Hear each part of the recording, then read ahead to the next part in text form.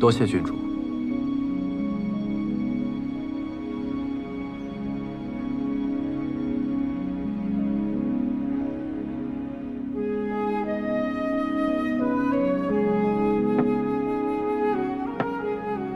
潘公子上次所作的画，我十分喜欢。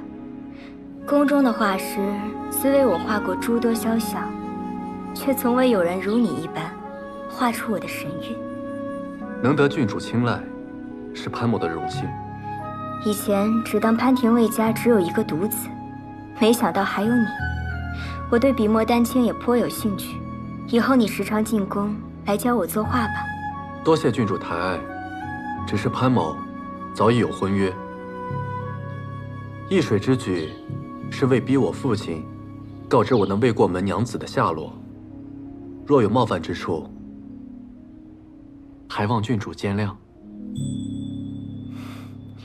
我知道，不就是那个杨家孤女吗？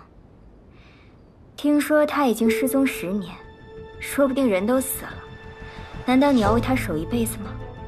婚约能结，亦能解，只要我一句话，皇上自会答应。郡主，他10年不见，我等他10年。他若是死了，我终生不娶。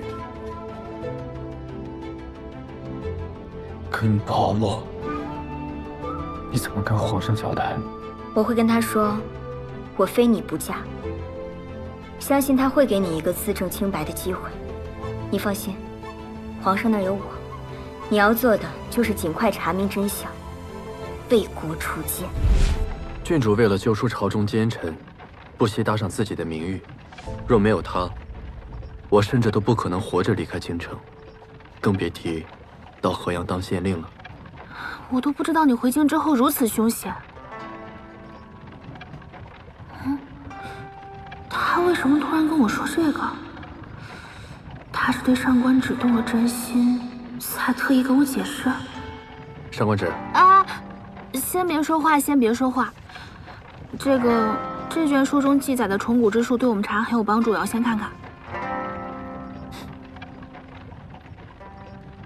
好，你慢慢看。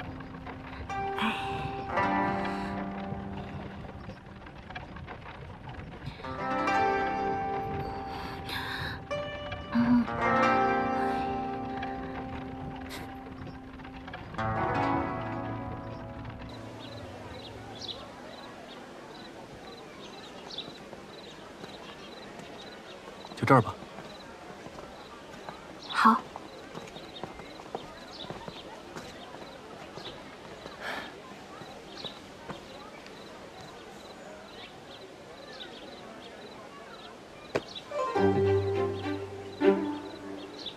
来，看看有什么想吃的。哼，你对上官芷还真是温柔细致。南郡名菜，西湖醋鱼怎么样？太酸了，不吃。酸。9年圆子。哎，腻死了，太甜了。那油焖竹笋。谁要啃竹子啊？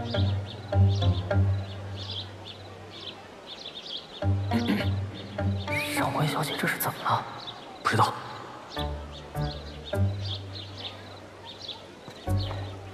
几位客官想好了吗？吃点什么？这个。哎，对了，掌柜的，给你打听一下，您知道沈慈家在哪儿吗？你要找沈慈的家啊？他们家已经没有人了。那他家的房子在哪儿啊？一直往前走，中间第一家就是沈家。不过呀，那个地方不太吉利。好，谢谢啊。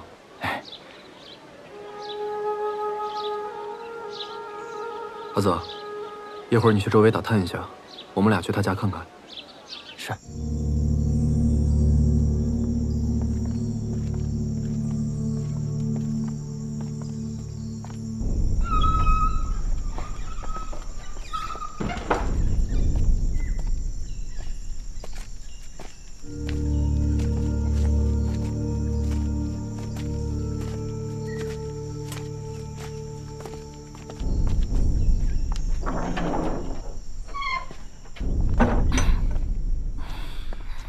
这里如此破败，的确很久没人住过了。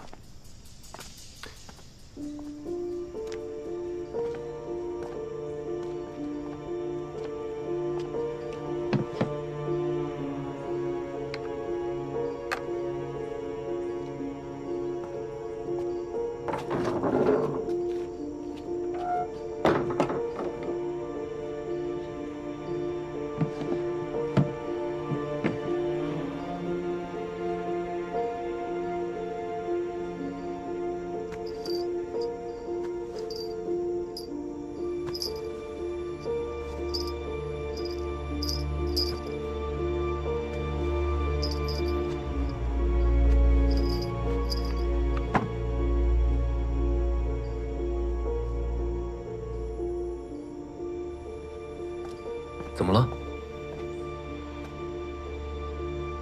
这些小孩的东西，全都是双份的。你看，难道沈慈还有同胞兄弟？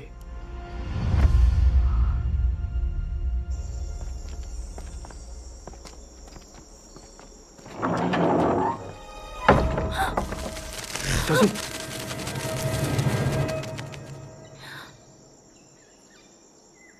别怕，是虫子。倒也不是特别怕。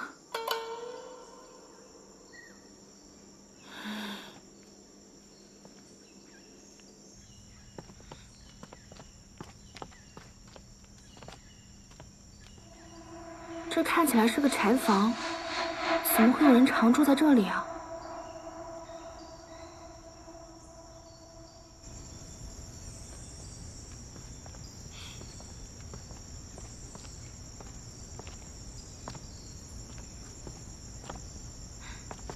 大娘，我想请问一下，沈慈家是不是还有一个孩子啊？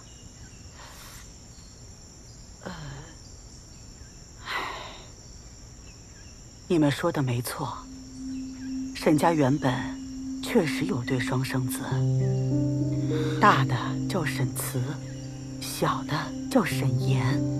沈岩，这小的呀，说了也古怪，生下来就是瞎子，他那双眼睛啊，还透着白惨惨的光。最古怪的是，他能招来各种稀奇古怪的虫子。真这么玄乎？那两个孩子呀，是我接生的，要不是亲眼所见，我也不信。这小的眼睛看不见，性子呢也孤僻，从不跟人打交道，整天一个人嘀嘀咕咕的，就倒腾那些虫子。他爹娘也不怎么管他，他就住在自己家柴房里，几乎不怎么外出。所以呢，一般外人都不知道沈家有2个孩子。可是有一天，这孩子还是惹了祸，他养的那些毒虫一不留神，把他爹娘给害死了。经过那事儿之后啊，这哥哥伤心的很，就离开了这儿，去河阳求学了，说是这辈子呀再也不回来了。从那以后，也没有人再见过那个弟弟。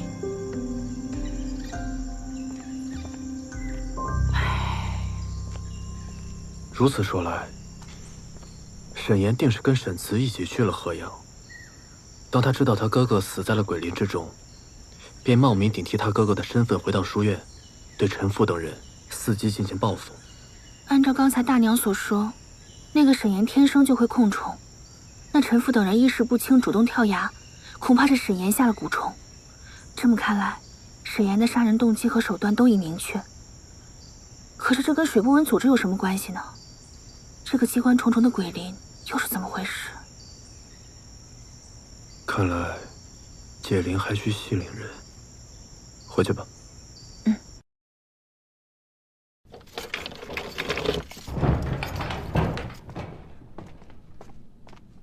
潘大人，上官小姐，我们又见面了。这应该算是我们第一次的正式见面吧，沈岩。你好像并不意外。只要有心，找出我的身份并不是很难的事。你生来异能，可以操控虫子。你怪陈父他们见死不救，害死沈慈，所以你假扮成他，利用蛊虫报复。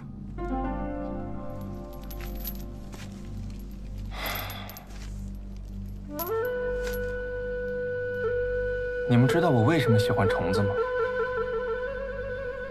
因为虫子都是一群群的，不会抛弃同伴，而人总想着自己。不过这还不是真相。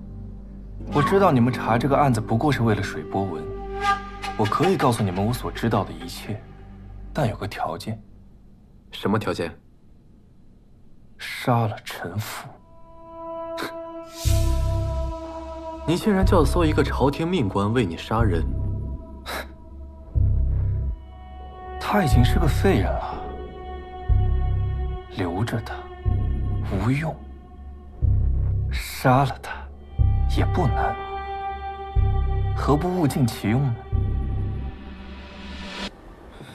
为什么他说这还不是真相啊？到底遗漏什么线索了？没事，至少目前确定了陈福中的确是蛊虫，只要了解了解法，就能知道真相。哎，对啊，要是陈父能够醒过来，我们也许能从他那找到突破口。我现在回去查一下方术典籍，找一下方法。哎，再忙也要吃饭吧？你这几天长途奔波，风餐露宿的，精瘦了不少。我让厨子做了几个你爱吃的菜，给你好好补一补。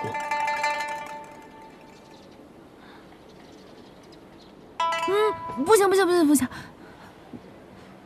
我先走了。哎，那我送你。别叫我，你有这功夫自己好好查查案子吧。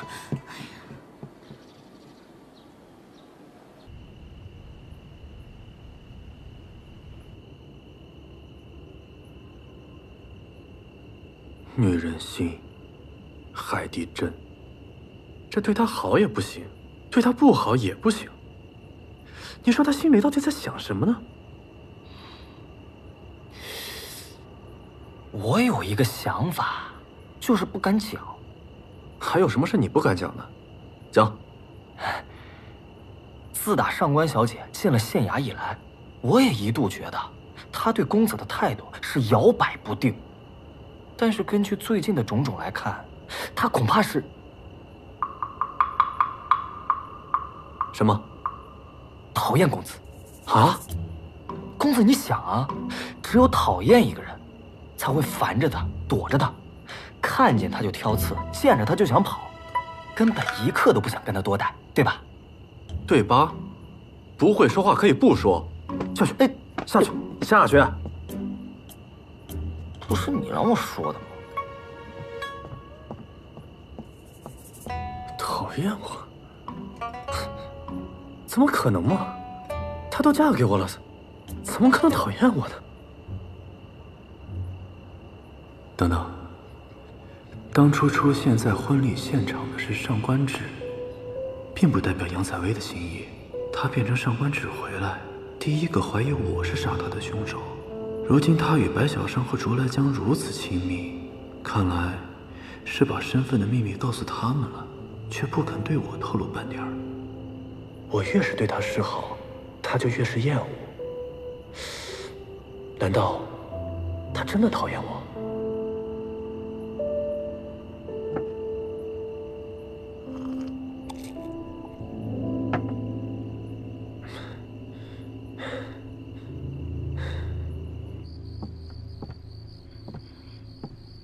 小姐，你怎么回来了？我怕我再待下去，我都控制不住我自己了。哎呀，可是我又不是我自己，我怎么能放纵自己呢？什么自己跟自己啊？小姐，你在绕口令吗？没什么，我自己都绕不清了。对了，小姐，方才卓少主任阿福捎来了口信。什么口信？他说银雨楼的事情他会调查清楚，让小姐莫要担心。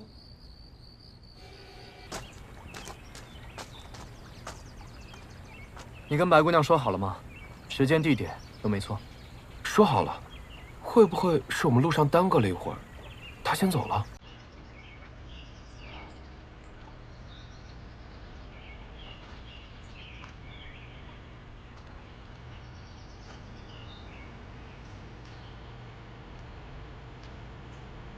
喂，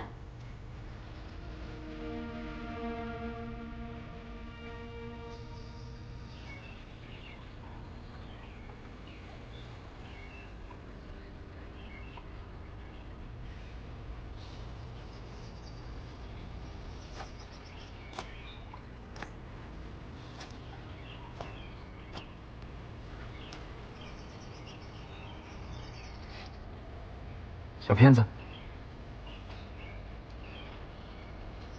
干嘛？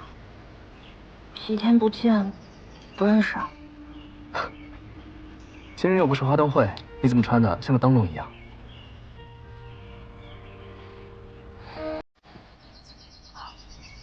你有事没事叫我来干嘛？哦，对了，有事找你帮忙。就知道你没事不会找我。你看看这个，御蟾蜍啊？就知道你识货。这御蟾蜍只有鬼市有人卖，你帮我在鬼市盯着，看看这御蟾蜍到底是什么人要买。出什么事儿了吗？为什么要查这个？这你就不用管了，只管照做便是，到时少不了你的好处。怎么呢？合着在你心里我就是个只认钱不认人的人是吧？难道不是吗？是。行了，逗你玩的。我知道你心中不只有银子，还有我。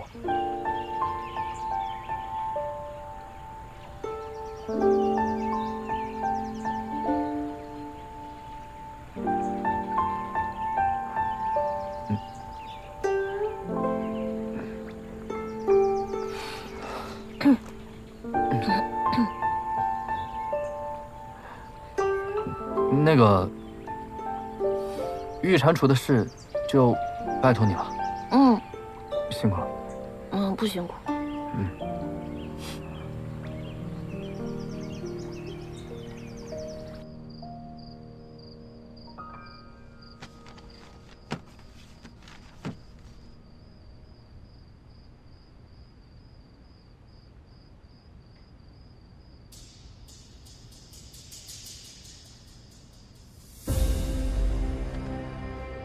幻鸣虫产于南疆，最初脱胎于普通尸虫体内，后经南疆巫人所养，噬咬人后，通过伤口寄生到人血之中。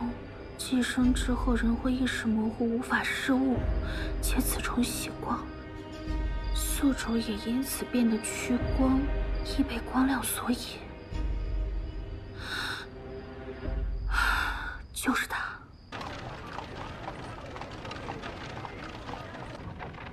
幻鸣虫一遇雪莲水就会融化。虽然没有十足的把握，但是我觉得可以试一试。小心。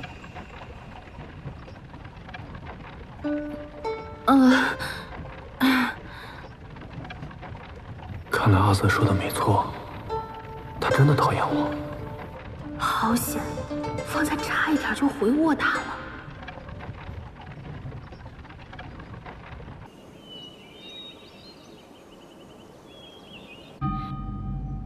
以银针刺于上，于腰、剑鸣、丝竹、四百、秦明六穴，滴入温热的雪莲水，即可驱散蛊虫。解蛊机会只此一次，否则病患将永无可治。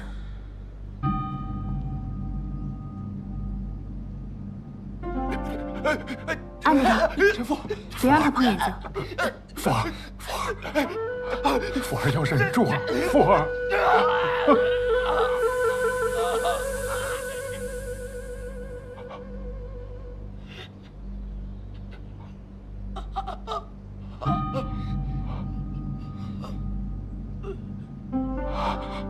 福儿，看好他，半个时辰之后再施针一次，就可清醒。是，多谢上官小姐。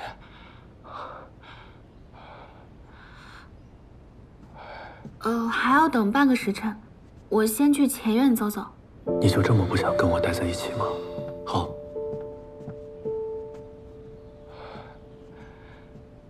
如果你真的觉得留在我身边是种折磨，等查明了一切，我是不是应该尊重你的心意，放你走？富有本末，事有终始，日之所先。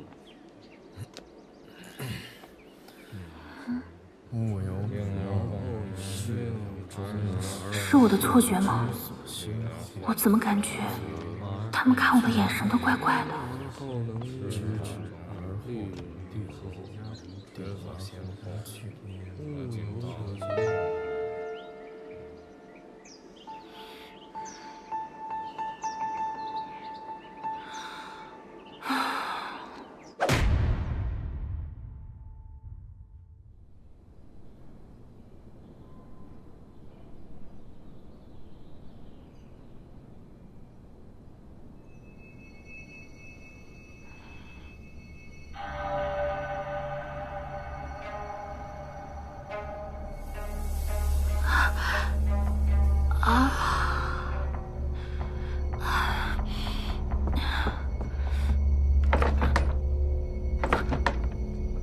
有没有人啊？来人啊！啊！有没有人？给我开开门啊！什么人偷袭我？被我逮到死定了！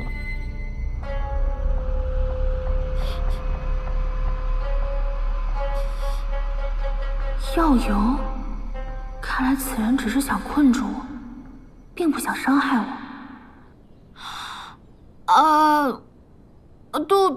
肚子好痛啊！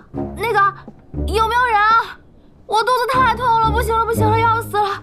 哎呀，不行了，肚子太痛了，有没有人？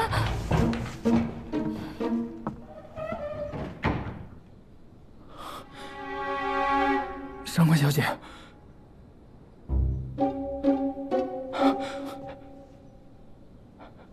上官小姐，你为什么把我关在这儿？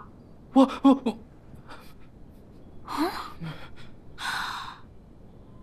你们是怕我救醒陈父？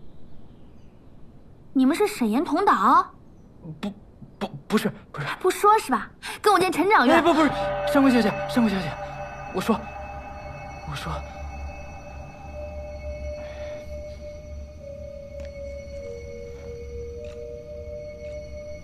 上官小姐，你看了这个，自然就会明白的。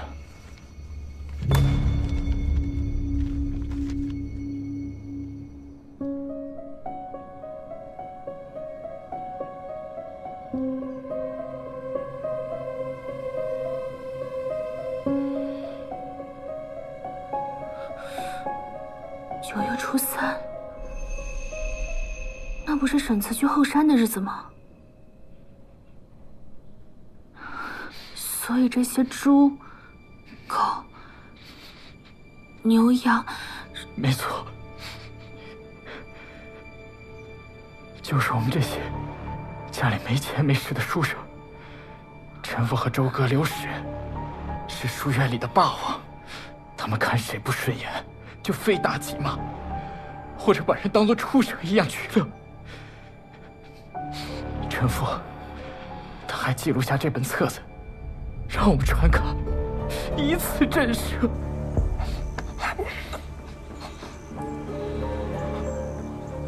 看不出来你挺能耐啊！连我爹都敢顶撞，骨头这么硬，那今天你就给我趴着尿尿！来，把他裤子给我扒了！哼！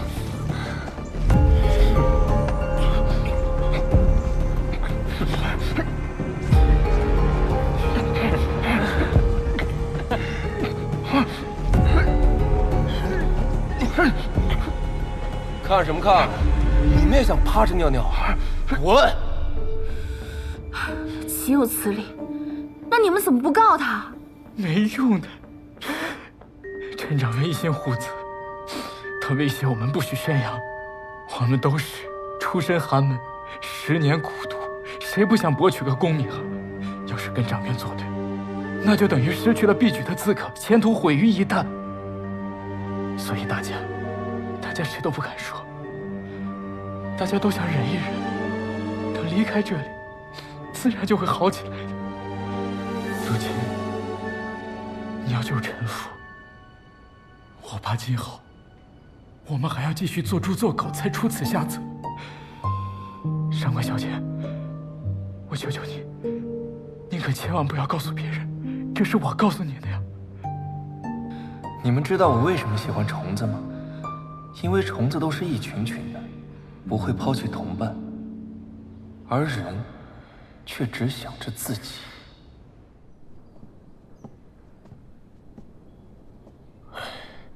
半个时辰都到了，上官小姐到底去了哪里呀？哎呀，怎么这么久啊？回来没找着路。上官小姐，快施针吧。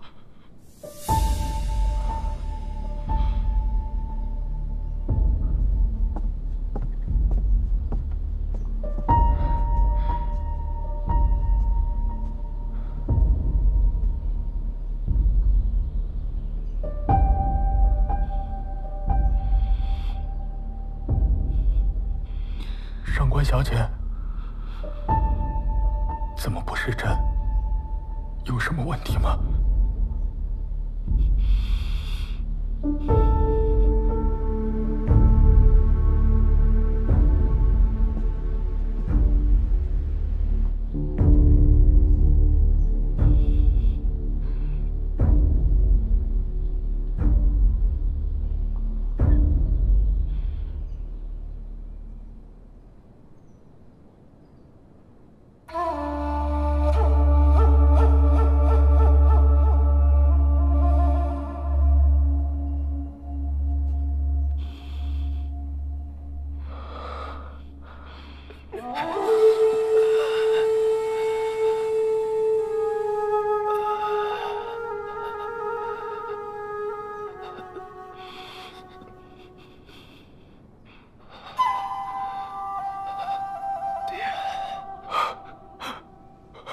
福儿，福儿，你终于清醒了。告诉爹，是不是沈慈害的你？一定是他，是他造弄那些虫子咬了我，没过多久我就看不见了。福儿，你受苦了。潘大人，请为我儿主持公道啊！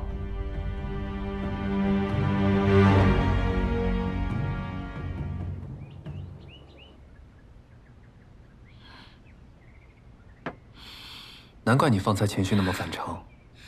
我一想到那人嘴里说出公道2字，我就觉得恶心。没想到我们辛辛苦苦救的却是一个恶魔，真正受迫害的人有冤难明。我甚至刚刚都在想，我就应该答应沈岩的条件，然后我就趁此机会拿针一针的扎死他。当然了，我也就是想想而已。现在陈父醒了，陈长院肯定不会放过沈岩的，咱们就要让恶人得意吗？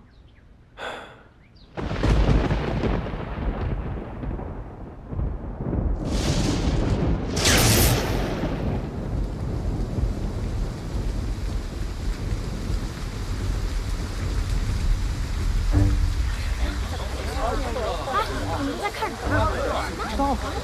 今日潘大人要公开判决鬼火勾魂啊！妖术啊！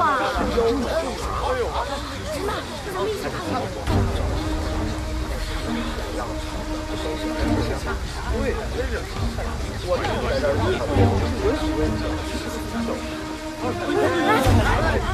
他就是他这手上伤害。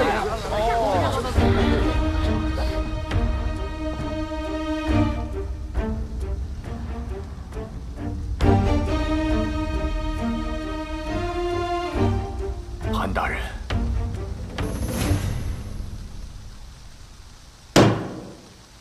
带嫌犯。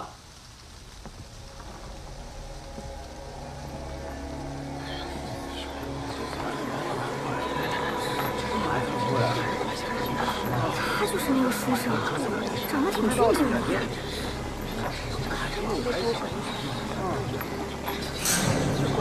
真是没想到啊，真的是他。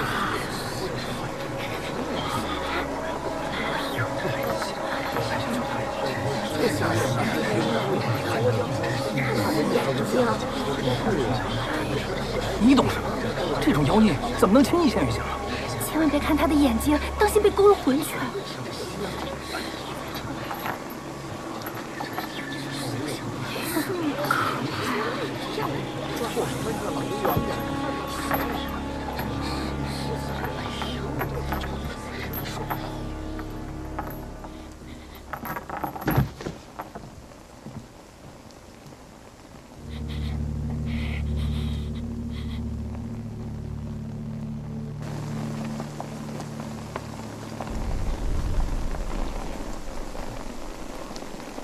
上官小姐，你怎么在这儿？沈慈今日受审，你们不去看看？这跟我们又没有什么关系。沈慈只是反抗了虐待他的人，如今却要问斩，这实在是不公平。而且你们也深受其害，你们的沉默只会成为帮凶。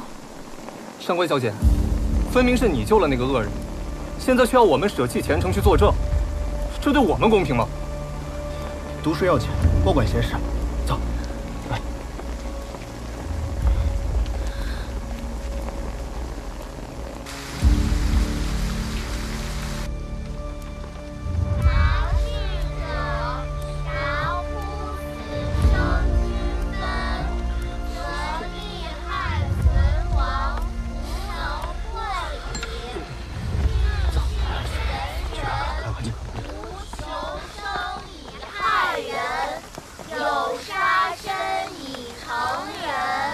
继续念。而不依之徒，摄取与然诺，千里送义，为此不顾事，达乎此生之分。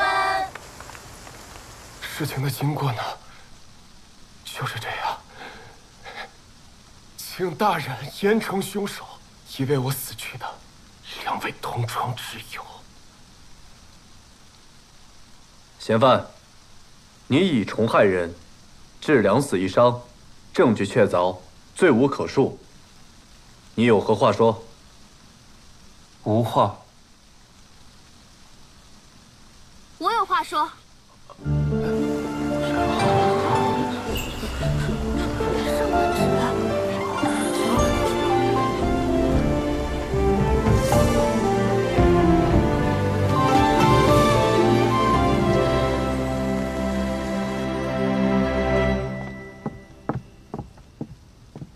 大人，上官芷，你有何异议？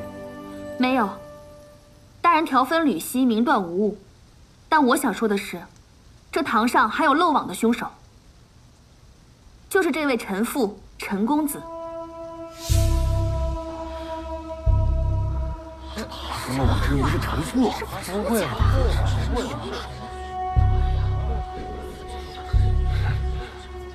胡说八道什么？我杀谁了？你跟周哥、刘史三人图谋杀害沈慈。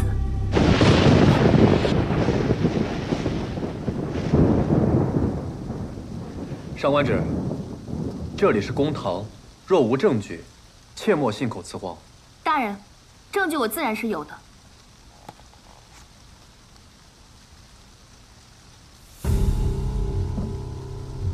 这本册子，陈公子应该不会陌生吧？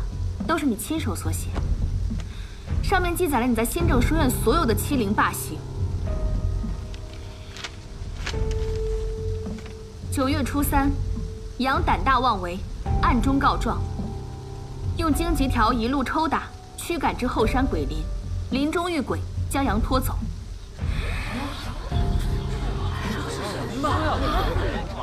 9月初3，也就是沈慈被害的当天，这也就说明根本就没有什么试胆大会。是陈父等人强行将沈慈拖走。怎么样？快点儿！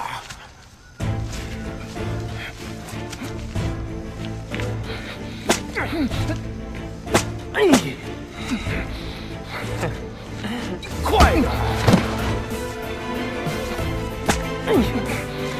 好玩吗？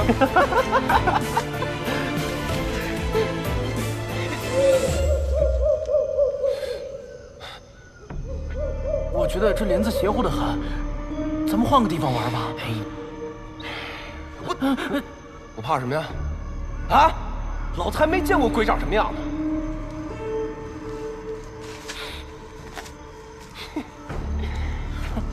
起来了。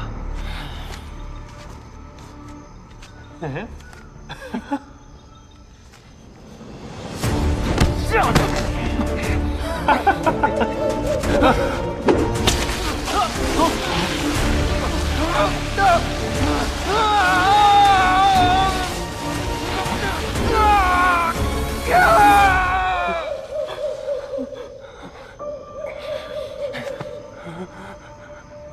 我去把嘴给我闭严实了。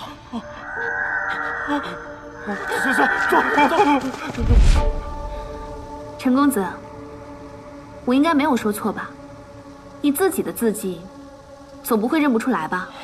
一本小册子而已，怎么能当做杀人的证据呢？富儿从小就喜欢奇思妙想，随手写下来的这些字句，若这也当真，岂不是太儿戏了？对啊，我编故事写着玩呢，根本就没有这些事儿。上官小姐，你之前救过富儿，我很感激。若是再这样没有分寸，我可以诉你诬告之罪。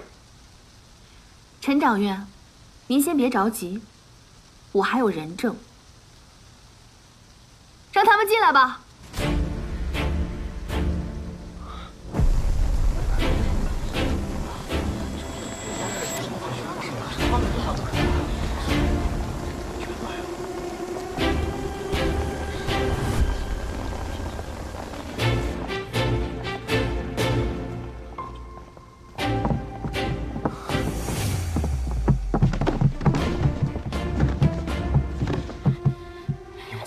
合起来诬陷我，你们知道这样做的后果吗？啊！达逝者，达乎死生之分，则利害存亡，弗能获也。新政书院学生杨万明，愿押上我的功名和前程，为沈慈作证。臣父长期欺凌，陈掌院失职无教，这才酿成今天的惨剧，请大人明鉴。你们，金正书院王斌也愿作证。新政书院牛强也愿作证。新政书院应征愿为作证。我们都愿意作证。你们这群贱民！陈父，如今人证物证俱在，你作何解释？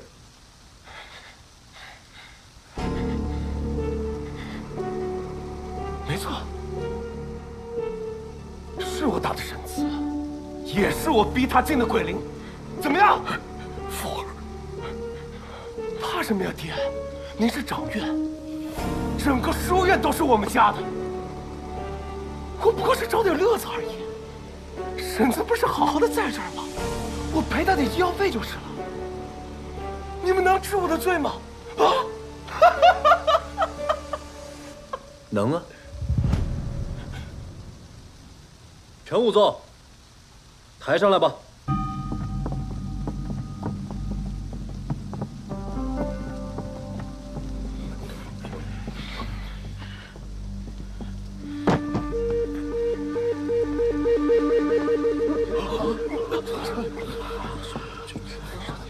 现在陈父醒了，陈掌院肯定不会放过沈岩的，咱们就要让恶人得意吗？现在除了县衙里的人，没有人知道后山那具尸体是沈慈的，更没有人知道死牢里关着的是沈岩。那大人的意思是，就让沈岩把这出偷梁换柱演到底吧。陈仵作，念验尸禀数。是。尸体发现于新政书院后山悬崖下，死者男， 19岁，死亡时间为1年前，死因为窒息，经确认是金正书院书生沈慈。你说什么？那个是不知道是对，他是沈慈，那他是谁？对呀，你还是自己说吧。我叫沈岩，是沈慈的胞弟。不可能，这绝对不可能！我生来就与虫为伍，就连亲生父母都对我避之不及，唯有哥哥，是我从人身上获得的唯一温暖。哥哥远走河阳求学，我便悄悄地跟着他，一直躲在书院的后山。可我没有想到，我哥那样一个好人，一个连虫子都不会踩死的人，却被你们这帮恶人凌虐致死。回去把嘴给我闭上！走！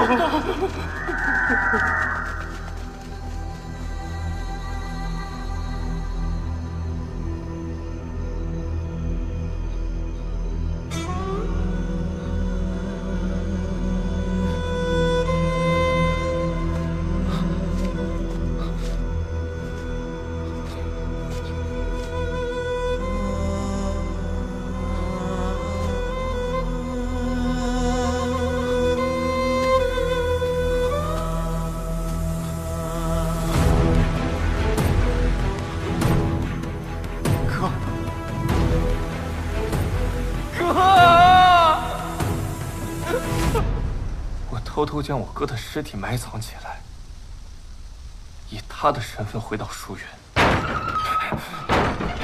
因我目盲，无人察觉。你们杀了我哥，就该替他偿命。我怎么什么都看不见了？我的眼睛，我也看不见了。我看不见了。福哥，我看不见了。我也看不见了。福哥！我用幻冥虫让他们目盲，幻冥虫趋光而行；我又操控萤火虫，用虫光向他们跳崖。福儿，你们想害我？潘越，你竟然为了一名死囚隐瞒身份，跟我使诈！福儿，使诈？我自始至终有提过他的名字吗？是你自己太笨了。更何况，对付你这样的奸恶之辈，我诈你又如何？潘大人，福儿年少无知，是我这个做爹的疏于管教，还望潘大人手下留情，给他一个改过自新的机会。好啊。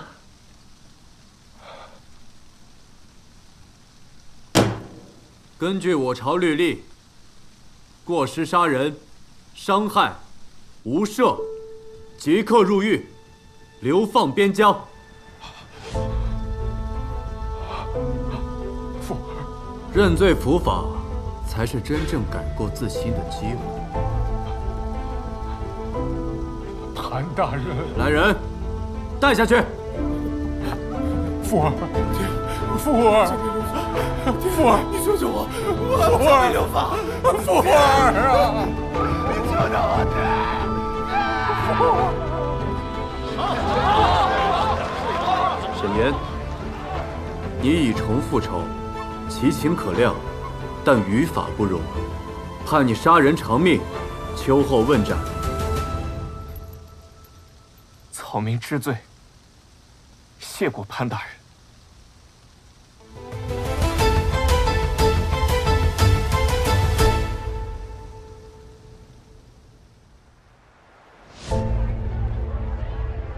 走，回家了。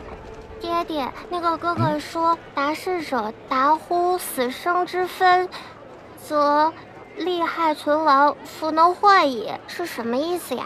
意思就是说，读书最重要的是要懂得真正的大义，人一旦想明白了真正的大义，就会变得勇敢。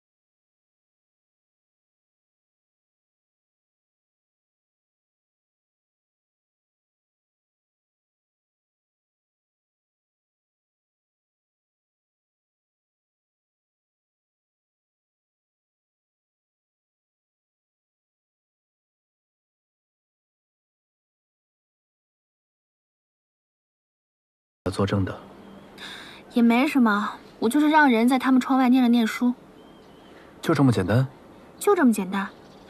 其实沈岩说的没错，人没那么伟大，甚至有些时候比虫子还渺小。因为顾及自己的利益，所以会变得懦弱。嫌疑人沈慈，你可认识？我不认识，不知道。会动摇，也会犯错。正因为如此，他们为了正义，奋不顾身的勇敢才最重要，不是吗？等查明了一切，我是不是应该尊重你的心意？